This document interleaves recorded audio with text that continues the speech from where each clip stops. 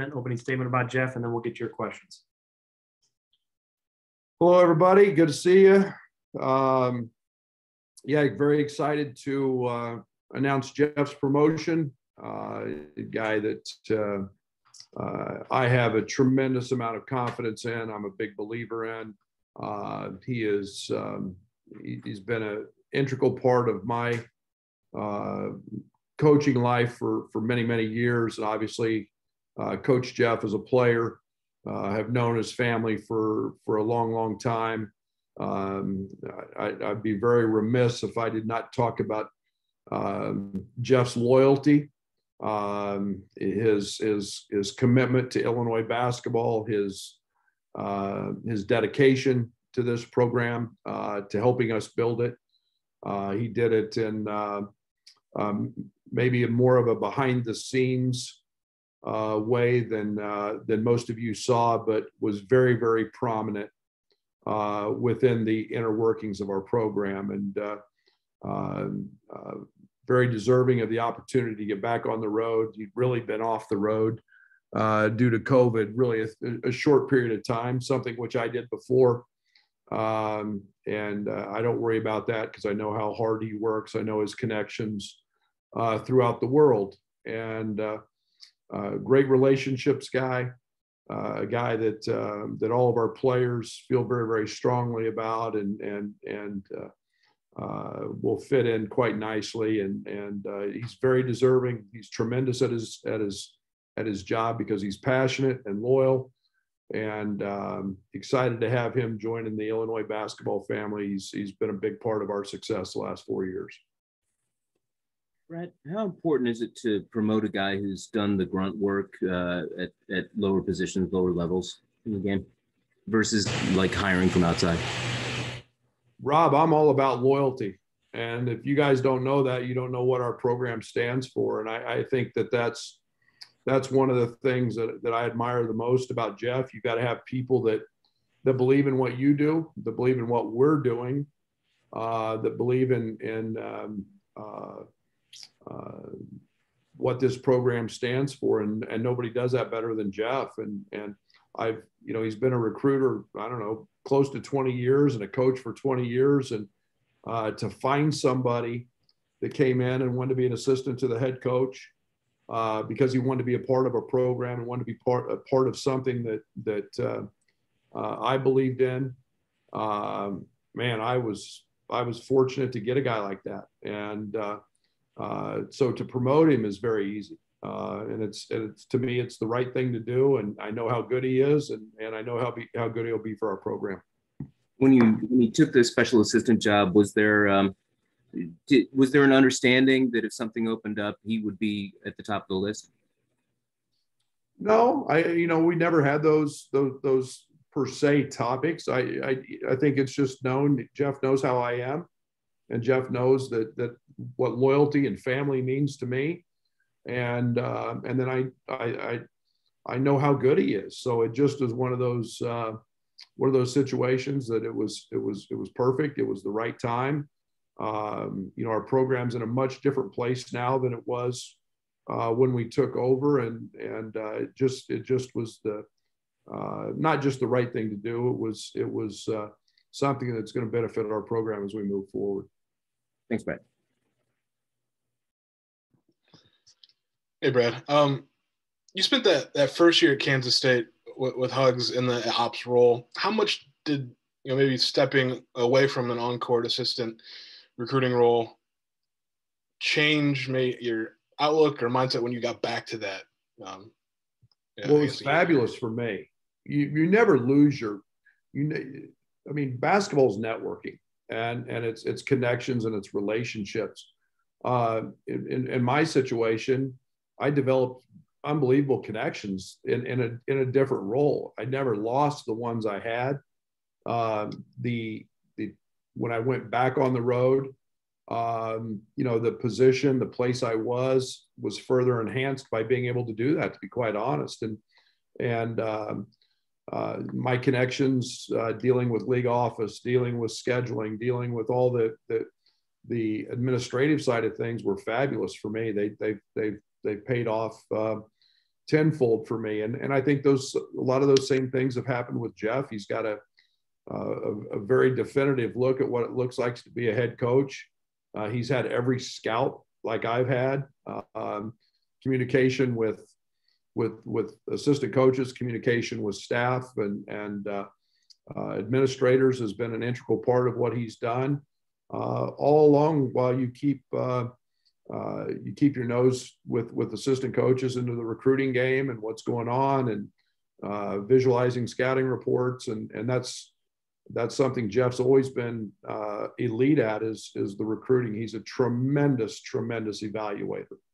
And, that's something that not everybody has. It's easy to look at an internet ranking and say, oh, he runs really high, jumps really fast, and he's and put a star by it. But to actually find guys that are really good players and fit, that's the art right there. And Jeff has that. You mentioned, kind of his impact the last 4 years, in getting the program back to this level. It was more behind the scenes, but where was he maybe integral, in that progression? Well, to have somebody who thinks like me and understands everything that I'm talking about, you're talking about a guy who did all of our advanced work in heading to a scout and in game preparation and the early communication with assistant coaches. Hey, what are you thinking? What are you seeing? What are teams doing? And then being able to relay those to me right after a game, and we get done playing Wisconsin and we've got, Iowa next, and he's already got the scout done and saying, here's where we're at. And to have somebody who thinks like you, that's such an important piece. He's very creative. He had a lot of creative ideas, both ends of the court. And, we valued those ideas a lot. And he's a great sounding board. He's a great listener, and that's paid off a lot for us, Scott. Thanks, Brad. Coach, I'm curious, this seems a little unprecedented, of losing all three assistants the same year. Now that's all official, what are your thoughts on it? Have you gone through this? Does it feel like like you just got a job and you're hiring a staff? What's the feeling of replacing your entire staff? Yeah, it's not that at all. I think you start and you understand that guys leave for different reasons. I look at where they've gone. And every situation is a little bit unique. Some very personal, and two of those three decisions are extremely personal and have relationship value to them, and I respect that. It's in Steven's case, you're going back to your alma mater. You're going back to a place that you've worked before. You're replacing a guy that just got the Arizona job. You're replacing. You're going with a guy that's a Hall of Famer.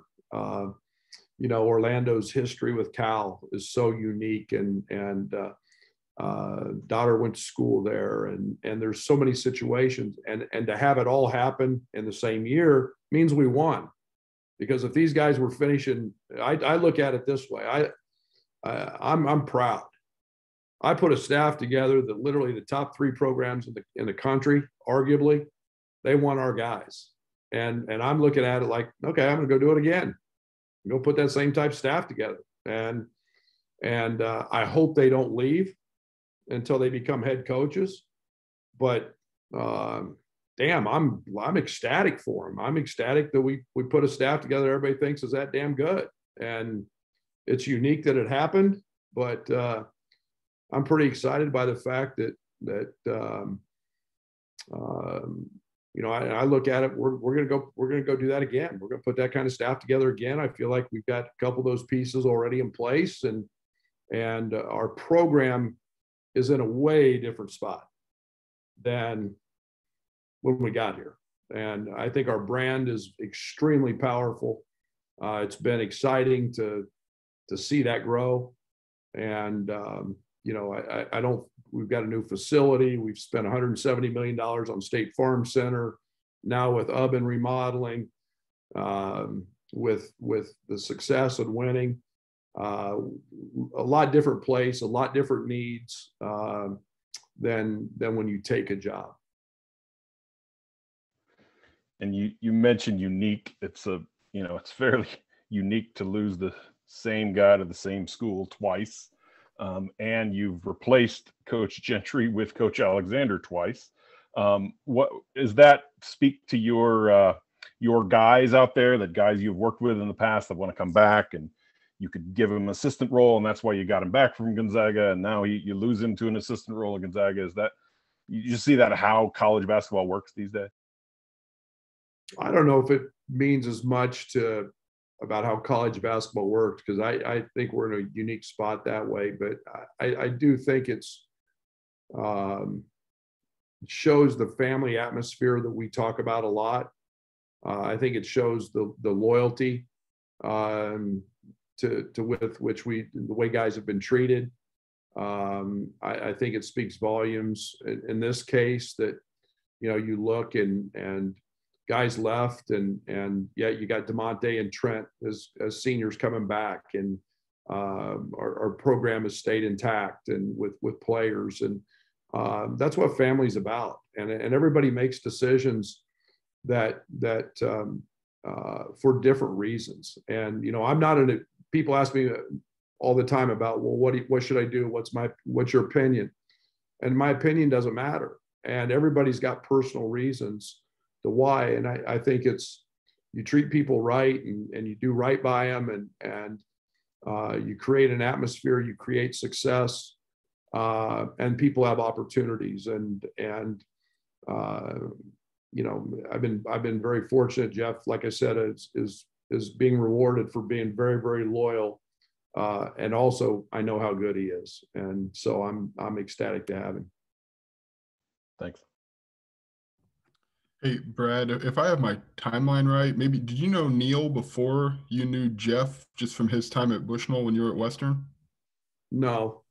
You knew Jeff first? Yeah, I knew Jeff as a player. Got to know Neil through that. I knew of Neil, but to say I knew him, I did not. I knew of Neil as a coach, but not personally. That all that relationship came through Jeff and met their family that way. Did you, when you first met Jeff, could you tell, like, okay, maybe he was a coach's kid who always wanted to get into this? I mean, do you remember the early impressions of him? Like, I don't know, it just seems like his family is really, a lot of them have followed the same path into coaching. I'm just curious if you got that impression of him early. Yeah, there was no doubt what Jeff's career path was going to be. He's a gym rat. He's been in it his whole life. Obviously, success has followed his family, and I don't know. I think Neil's number 2 in the state in wins. It's as successful a family. Obviously, Greg and his career, and now with his dad, and Jeff has wandered into the college ranks and been extremely successful, and so it's there was no doubt. Jeff was tough as hell. I blame his dad all the time. He's the worst shooting son of a coach that I've ever seen. And to have a brother who could shoot the lights out and have Jeff, jump shot broke as hell, there's no excuse for that. But gosh darn, Jeff was a winner and is so versatile and so tough. And I kid Jeff all the time about that. So, but no, it's a winning family, and it's a basketball family through and through. If I could get one more, what are the intangibles of a guy who comes from that kind of coaching tree? I mean, there's certain characteristics that they have that you notice immediately. Yeah, there's something about when you grow up in a gym, your IQ, your feel, you just get there's a my son Tyler has it. You just have an innate ability to understand the game, and then when you throw in the winning piece and the success that he was around all of his life, And, you know, I mean, it doesn't matter who Neil has. Neil finds a way to win 20, 25 games every year and be competitive. And you know, they're great communicators. They got great hearts as people. They're a great family. And all that plays into winning. And that's something that Jeff obviously has a lot of those qualities in Neil and Denise. Thank you, Brad.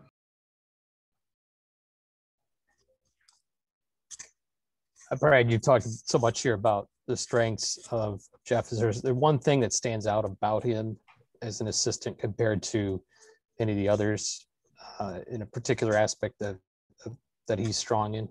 No, I think he's a well-rounded coach. I think he's a great teacher.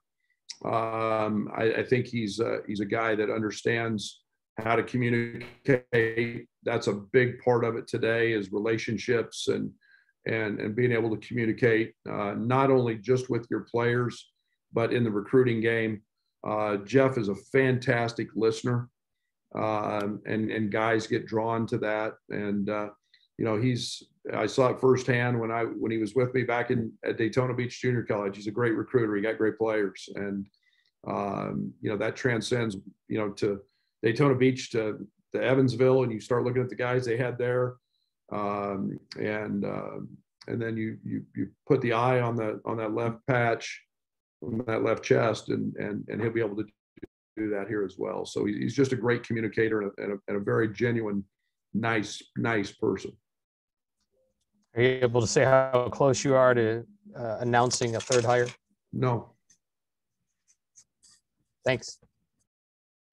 Hey, Brad, hope you're well. Just wondering how much value is there in having somebody that's been on staff, given the turnover you're having? Like how much did that play into it, and how much does it add? No, it's important. You know, I don't want to say, I mean, I was going to bum Jeff regardless. And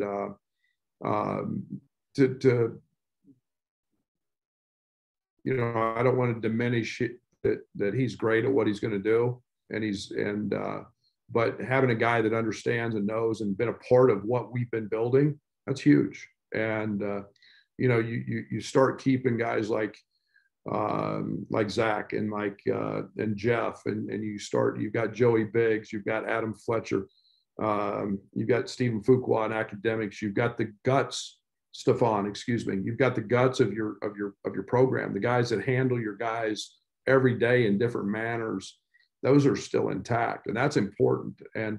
But from Jeff to be know terminology, know what our practices look like, know what our workouts look like, know what we've done in different ways, offensively and defensively, and how we've changed and how I think. That's a big piece. There's no doubt about it. And I kind of have a random one here, but your roster, the front court, obviously Omar's here and Coleman Hawkins, but Kofi being up in the air. I haven't asked you about Georgie and his departure. How does that impact your front court, given the production he gave you and how you approached the transfer market? Yeah, that's no different. Georgie's had a tremendous impact in our program, and obviously a guy that had such an outstanding freshman campaign, you know, on a team that was growing, on a team, to be very honest, Jeremy wasn't very good for 3/4 of the season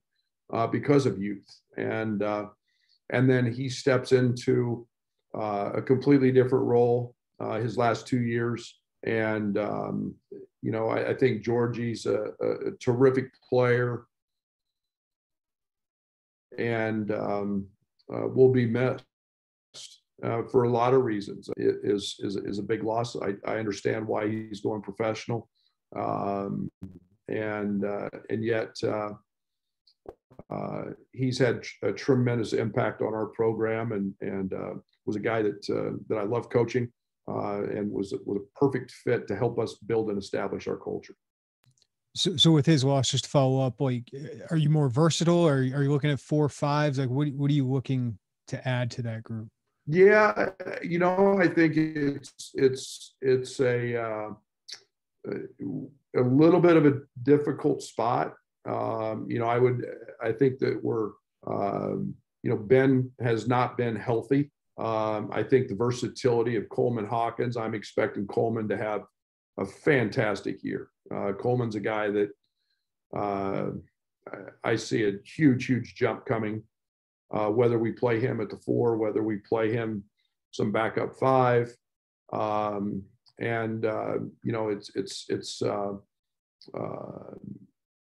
We need Ben to be healthy. We need Brandon Lee to continue to grow. And then if the right pieces out there at either one of those spots, maybe we'll see. But we've got to continue to wait on Kofi as he goes through that process. And I would expect Kofi to have to make a decision here as he gets through workouts and so on and so forth. But again, it's to be determined, really, Jeremy. Thank you, Reb. Hey, Coach, good to see you. I know you've recruited everywhere with your program here since you've been here. Maybe we get caught up too much in where those certain ties come from. Where do you expect Jeff to be able to tap into? And being an in-state guy, do you see there being a value with your program and having that connection? Sure. I think, you look at Jeff's background here in the Midwest, you would think that that's the logical ties, the success that he's had throughout. The name recognition will be obvious. I love Jeff's. Jeff is very, very, very connected abroad in Europe, probably more so than any guy that we've had or that I've been associated with in my Division I time as a head coach. He's wired in a lot of places over there. I'm excited about that. That fits our pieces of the puzzle. It fits our university. We're the most diverse university in the Big Ten.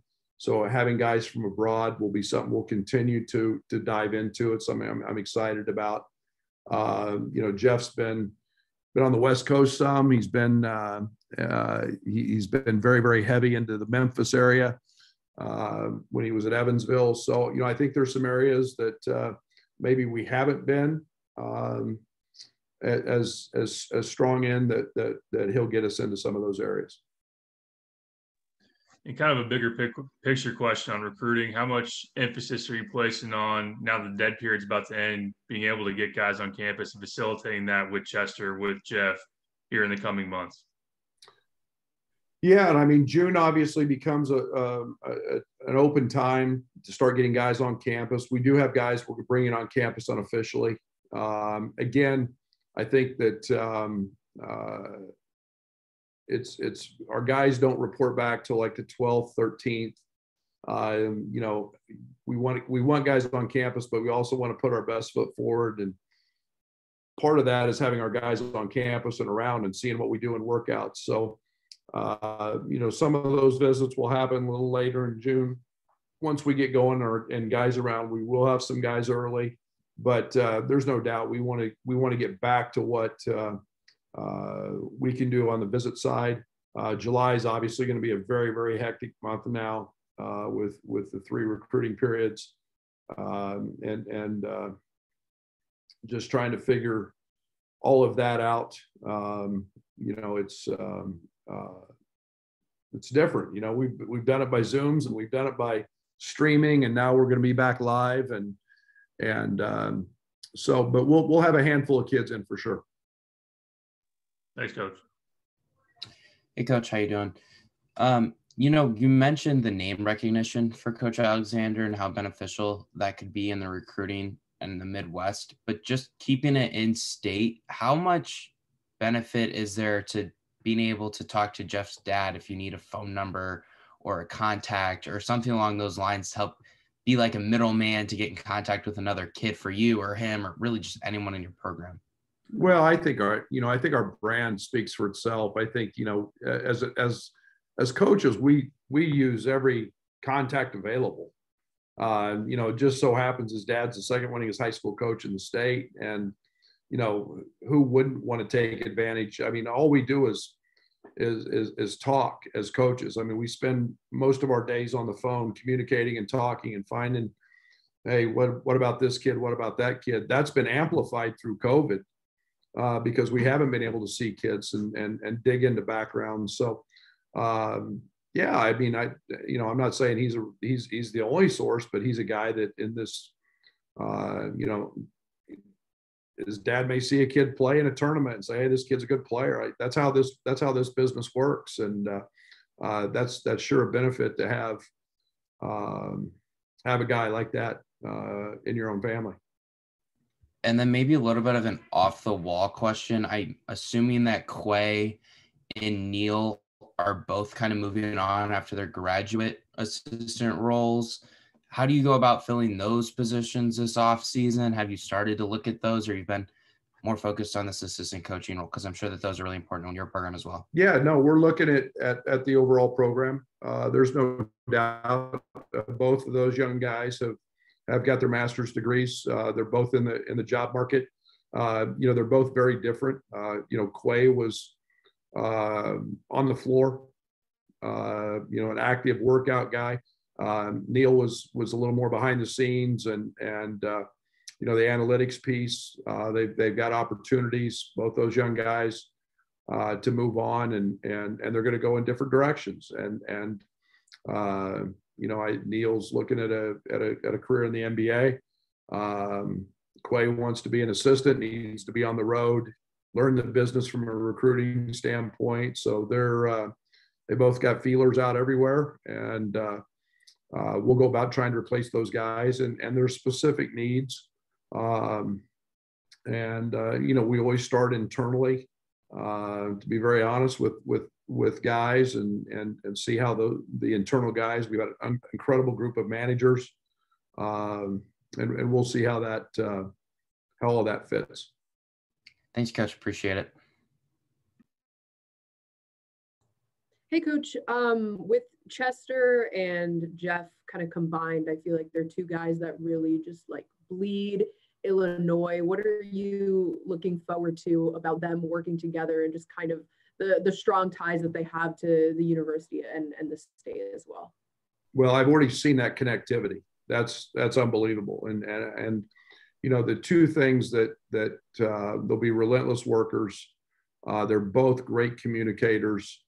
I think that anytime you've got synergy and connectivity and a cohesive bond, those two have already generated that. And it's one of the things that I've been very diligent about and looking for in this process is not guys that just want a job at Illinois. I want guys who want to help us win at Illinois, and I want guys who want to be a part of what we're doing and building and not just the next stop along the way, or a dollar figure, a money grab. I got no interest in those guys. And, obviously there's tremendous sweat equity with both of these guys. Chester as a player and Jeff as a staff member in helping build this program. And that is huge for me. And these guys are guys that are committed to the orange and blue. Both of these guys love this place. Both of these guys follow with a passion, not just our sport, but everybody else's and their wins and losses and successes. And, that's the family atmosphere that I'm looking for. And that connectivity is already there between those two. And I can imagine that's what you're also looking for in your third assistant as well. Yeah. I think that, I think one of the great things about our last staff, and they were all different, and they all brought something different to the table, and they excelled at that. And I don't like, as much as I don't like pieces on the court, I like everybody to have a different niche and a different way. It's the same with our staff. And, the common denominators are the things that I just talked about. I want them to be a part of wanting them to be here and helping Orange and Blue win and continuing to try to win a national championship here. And, as I decipher those things, along with the fact I want him to give me a little something different than what Chester or something different than what Jeff gives us. And, to be totally transparent, I mean, we did the offensive coordinator, defensive coordinator thing this year. There were certain things I liked about that. Trying to wrestle with that. So, there's a lot of factors. I'm going to be pretty diligent in my process and what I'm looking for, and do as much background as I can, and we'll find the right guy. All right. Thank you very much. Brad, James Boyd here with the Herald and Review. Jeff talked at length about this being like his dream university, outside of being a head coach, this being his dream job. And after knowing him for so many years, he said like 25 years. So how cool is it to help facilitate that elevation in his career? Yeah, I think one of the things that I take a lot of pride in as a head coach is helping guys make their situation or their family situation better. It's no different than the players, and we talk about our players reaching their dreams and goals. It's no different than staff. And, Chent and Jen Gent this year both had interviews for head coaching jobs. You want guys to continue to grow and continue to learn. And I hope nobody has to take the journey I did and wait 26 years. I hope they're able to do that in a quicker way. And yet everybody's train runs at a different speed, and to know how much Jeff cares about this place and going to camp here as a kid and working here as a counselor, man, that's pretty cool. And to know that we're a top 10 program, he's going to be a part of helping continue that and hopefully get us to a national championship. And that's the fun part of this for me. He also mentioned that during quarantine, you all kind of went back and forth with like the weight loss journey thing. Curious your thoughts on that, and if there was a winner, who was it? Oh, he's kicked my ass. I mean, Jeff's lost like 60 pounds. I mean, he's a machine. He runs like 8 to 10 miles every day. And I mean, I got him yesterday. I walked 10.8 and he only got his 8-mile run in, but I got a chance because I've got him hooked on ice cream late night right now. So, hopefully if I can keep that up, I got a chance to get back into this thing. Thanks, Coach. Brad, I had one quick follow-up off of that. You've obviously known Jeff for 20 years. You know how much this place means to him. What was that moment like for you to tell him that he was being elevated into this role? And can you share how you spread that news to him? Yeah, we went to lunch, and it's one of those deals that I know I had a great idea. I knew what his reactions would be and how excited he would be. And that's fun to always be able to share good news. Sometimes all we hear is bad, and you've got to have hard conversations sometimes when you're in a leadership role. But man, there's nothing better than being able to tell somebody that, hey, I believe in you. You're the guy. Let's go get this done. And he was all smiles and congratulatory and well-deserved. Nobody deserves this opportunity more than Jeff Alexander. And the one thing I know about Jeff, he'll make the most of it. Thank you, Brad. Hey, Brad, Jeff said he wasn't sure which position group he would be coaching. Does it matter? No, he's been with both. Jeff was that unique player. He was a point power forward. He was a great ball handler, great passer, crappy shooter, elite rebounder, and because he was so strong, he could match up with anybody. So we had to put him in positions where shooting didn't matter. And so he's coached both, Rob, and we'll figure all that out. He's done both. He was, at Evansville, he worked with the bigs. We'll see how it all plays out as we move forward. But again, he's flexible. He's capable of both. Thanks. Hey, Brad, as somebody else said, it's a little unprecedented to go through what you've done the last month in having to replace an entire staff. Basically, what's this been like for you? You know, I in a time where you usually are trying to catch your breath, there hasn't been any of that. But again, I think it's, you know, I haven't taken it as a negative. I've taken it very much as a positive. You know, when you've got guys going to Kentucky and a guy going to Gonzaga and people like, man, we had great people. And whether they, you know, and yet all the players stayed and they believe in what we're doing and they believe in where we're going. And now it's just like, for me, it's been like, okay, I'm going to miss them all. I love them all to death. They're all family. They're all part of what I'm damn proud of in terms of what we've built after 4 years. Now let's go do it again. And it is exhausting.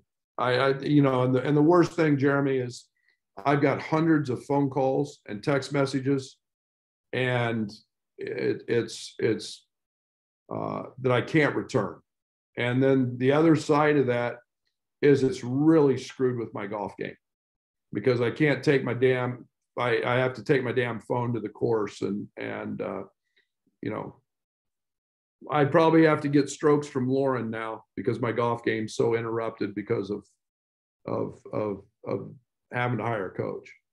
I know you've got this close to the vest, but how do you feel about what you've had out there on the market, who you've interacted with about filling that last spot? Great. Great. You know, it's, again, for me, it's not about, it's about filling it with the right guy.